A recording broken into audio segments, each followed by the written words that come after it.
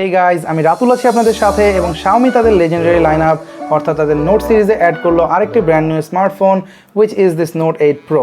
Legendary বলছে এই কারণে যে Xiaomi তাদের এই নোট সিরিজ দিয়ে পুরো এন্টায়ার মিড রেঞ্জ মার্কেটকে চেঞ্জ করে ফেলেছে এক সময়। যদিও গত 2 বছর তারা খুব একটা ইন্টারেস্টিং কোনো স্মার্টফোন নিয়ে আসতে পারেনি এই লাইনআপে, যেমন তাদের Note 6 Pro বেশ ফ্লপ একটা ডিভাইস ছিল।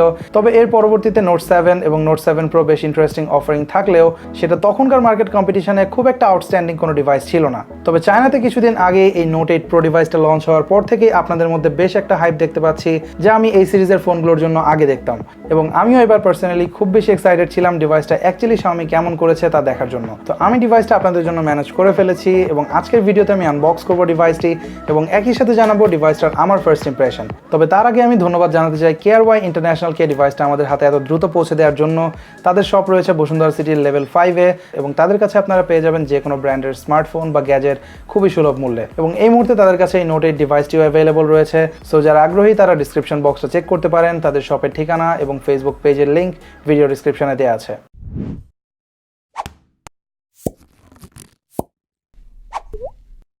অলরাইট, তো এই হচ্ছে Xiaomi Note 8 Pro এর বক্স, যা দেখতে বেশ টিপিক্যাল, এবং আমাদের এই ফোনটি চাইনিজ ভেরিয়েন্টের, যা আপনারা এই পেছনের চায়না লেখাগুলো দেখলেই বুঝতে পারবেন।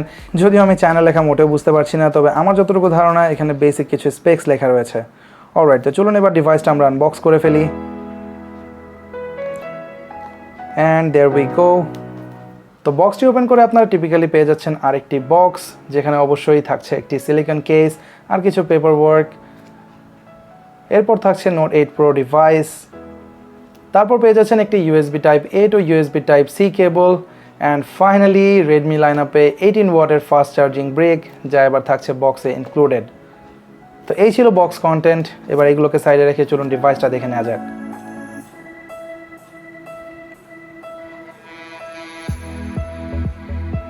So as you can see, very gorgeous looking device. আমার মনে হয় এখন মিড রেঞ্জেও আর ব্যাড ডিজাইন বলতে কিছু নেই, কারণ এই Note 8 Pro ডিভাইসটি ধরলে আপনারা বুঝতে পারবেন this is absolutely premium feeling phone. And by the way, এই রেয়ার পার্টটা দেখতে কিন্তু অনেকটাই Note 7 Pro এর মতো দেখায়। এই রেডমি লেখা না দেখলে হয়তো অনেকে বুঝবেই না আপনি যখন ফোনে স্পেশালি কথা বলবেন। সো ডেফিনেটলি নোট লাইনআপে এটা একটা বেশ বড় এবং একটা ওয়েলকাম চেঞ্জ। আর যেমনটা দেখতে পাচ্ছেন এর ফ্রন্ট এন্ড রিয়ার বোথ সাইডে রয়েছে গ্লাস প্রোটেকশন Note 7 Pro এর মতোই, এবং এতেও আপনারা Note 7 Pro এর মতোই পাচ্ছেন কর্নিং গরিলা গ্লাস 5 এর protection, which is always welcome at least এই প্রাইস পয়েন্টে। আর এবারের এই Note 8 Pro ডিভাইসটির ডিজাইনটাও আমার কাছে বেশ থটফুল মনে হয়েছে, কারণ এর যে রিয়ার গ্লাস সেটা কার্ভড, সো আপনি হাতে খুবই কমফোর্টেবল একটা গ্রিপ পাবেন। আর 6.53 ইঞ্চের ম্যাসিভ স্ক্রিন থাকা সত্ত্বেও ডিভাইসটা আপনার কাছে মোটেও খুব বেশি বড় মনে হবে না, স্পেশালি এর সাইডটাতে, কারণ ডিভাইসটা বেশ ন্যারো। আর এর আরেকটা স্মার্ট ডিজাইন চয়েস হলো এর ফিঙ্গারপ্রিন্ট পজিশন। এটা আপনারা অনেকটাই ক্যামেরার সাথে মিশিয়ে ফেলতে পারেন। অনেকেই হয়তো ভাববে যে এটাতে কোনো রেয়ার মাউন্টেড ফিঙ্গারপ্রিন্টই নেই অ্যাকচুয়ালি, সো যার কারণে ডিভাইসটা ওভারঅল একটা বেশ ক্লিন লুক পাচ্ছিল। আর প্রিভিয়াসলি যদি আপনারা আমার চ্যানেলটা ফলো করে থাকেন তাহলে হয়তো জেনে থাকবেন যে আমি রেয়ার মাউন্টেড ফিঙ্গারপ্রিন্টের যে ডিজাইন সেটার খুব একটা ফ্যান ছিলাম না, কারণ আমার কাছে মনে হয় যে একটা ডিভাইসের যে এস্থেটিক সেটা অনেকাংশেই নষ্ট করে ফেলে রেয়ার মাউন্টেড ফিঙ্গারপ্রিন্ট। সো আমার কাছে ডেফিনেটলি এটা একটা ভেরি ওয়েলকাম চেঞ্জ। আর ফিঙ্গারপ্রিন্টের পজিশনটাও একদমই পারফেক্ট জায়গাতে ছিল, যেখানে আপনার ইন্ডেক্স ফিঙ্গারটা ন্যাচারালি পৌঁছে যাবে, এবং এর স্পিড অ্যান্ড অ্যাকুরেসিও ছিল নিয়ারলি পারফেক্ট। রাইট সাইডের অ্যালুমিনিয়াম ফ্রেমে পেয়ে যাচ্ছেন পাওয়ার কি, যেটা গেইন খুবই ভালো পজিশনে ছিল। তার উপরেই থাকছে ভলিউম রকার, এবং এই প্রত্যেকটা বাটনই আপনাকে যথেষ্ট ট্যাকটাইল ফিডব্যাক দেবে। সো এখানেও মনে হয় না Xiaomi কোয়ালিটিতে কোনো রকম কম্প্রোমাইজ করেছে। টপ পোর্শনে পাচ্ছেন আয়ার ব্লাস্টার এবং সেকেন্ডারি মাইক্রোফোন। অ্যাজ ইউজুয়ালি লেফটে থাকছে সিম ট্রে, যেটা হাইব্রিড স্লটের, সো আপনি আইদার দুইটা ন্যানো সিম ইউজ করতে পারবেন অথবা একটা ন্যানো সিম এবং একটা মাইক্রো SD কার্ডের স্লট আপনি এখানে পেয়ে যাবেন। বটমে থাকছে একটি সিঙ্গেল বটম ফায়ারিং স্পিকার, যেটা Xiaomi বলছে যে তাদের Note 7 Pro থেকে বেশ ইমপ্রুভড একটা স্পিকার এখানে তারা ইউজ করেছে, যেটা অবশ্যই আমি ফাইনাল রিভিউতে আপনাদের জানাবো যে এটা অ্যাকচুয়ালি কতটা সত্য। এরপর পাচ্ছেন primary microphone, USB Type C port data transfer এবং চার্জিংয়ের জন্য, অ্যান্ড 3.5mm অডিও পোর্ট। যদিও 2019-এর শেষে এসে আমি হেডফোন জ্যাক নিয়ে খুব একটা বদার্ড না, তবে CC9 এর মতো মিড রেঞ্জ ডিভাইসগুলোতে যখন Xiaomi তাদের হেডফোন জ্যাক রিমুভ করলো তখন অনেকের কাছে আমি কমপ্লেন শুনেছি যে তারা একমাত্র হেডফোন জ্যাকের জন্য সেই ডিভাইসগুলোতে সুইচ করবে না। সো অবশ্যই এখনও এটা অনেকের কাছে ডিসাইডিং ফ্যাক্টর। সো তারা জেনে খুশি হবেন যে Xiaomi এখনও Note 8 Proতে হেডফোন জ্যাকটা ধরে রেখেছে। ফ্রন্টে রয়েছে 6.53 ইঞ্চের একটি IPS ফুল HD+ প্যানেল, যার একটু উপরে ড্রপ নচে রয়েছে 20 মেগাপিক্সেলের একটি সেলফি ক্যামেরা, আর তার ঠিক উপরে রয়েছে একটি ইয়ারপিস। তবে এবছরের নোটের সব থেকে হাইলাইটেড ফিচার হলো এর রেয়ারে থাকা 64 মেগাপিক্সেলের ক্যামেরা। আমি যদি ভুল না বলে থাকি তাহলে এটাই সম্ভবত মার্কেটের সব থেকে হাইয়েস্ট মেগাপিক্সেলের ক্যামেরাধারী ফোন এখন। আর এছাড়াও ডিভাইসটাতে পাচ্ছেন আরও 3টি ক্যামেরা, যার একটি 8 মেগাপিক্সেল f2.2 এর আলট্রা ওয়াইড লেন্স, থাকছে 2 মেগাপিক্সেল f2.4 এর একটি ডেডিকেটেড ম্যাক্রো ক্যামেরা এবং ফ্ল্যাশের ঠিক নিচেই পেয়ে যাচ্ছেন একটি 2 মেগাপিক্সেলের ডেপথ সেন্সর। আর Xiaomiর ক্যামেরা অ্যাপটি এখনও সেই ট্রেডিশনাল ডিজাইনে রয়েছে, তবে এতে অ্যাড করা হয়েছে নতুন দুটি মোড, যার একটি ডেডিকেটেড 64 মেগাপিক্সেলের মোড, যা আগে Xiaomiর 48 মেগাপিক্সেলের ক্যামেরাগুলোতে প্রো মোডে গিয়ে তারপর টগল করতে হতো। সো ডেফিনেটলি এর একটা ওয়েলকাম চেঞ্জ, এবং এই মোডটি অ্যাড করার কারণে মানুষ এখন সহজেই 64 মেগাপিক্সেলের ছবি তুলতে পারবে।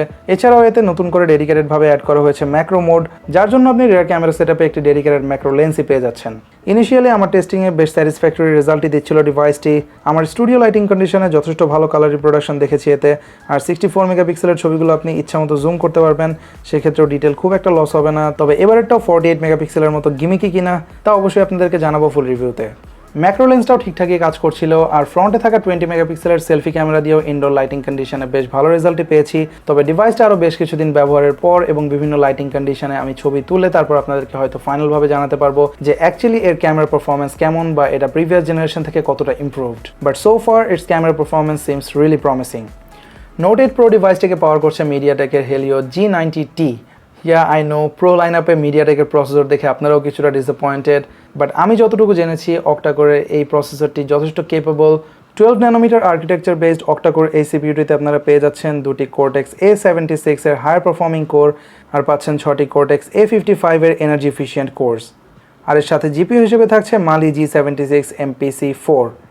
সত্যি বলতে আমি আনবক্সিংয়ের পর ডিভাইসটা যতক্ষণ ব্যবহার করেছি ততক্ষণ এতে রান করা MIUI 10.4.4 যথেষ্ট ভালো পারফর্ম করেছে। খুব একটা ল্যাগ বা হিকআপ একদমই নোটিস করিনি কোথাও।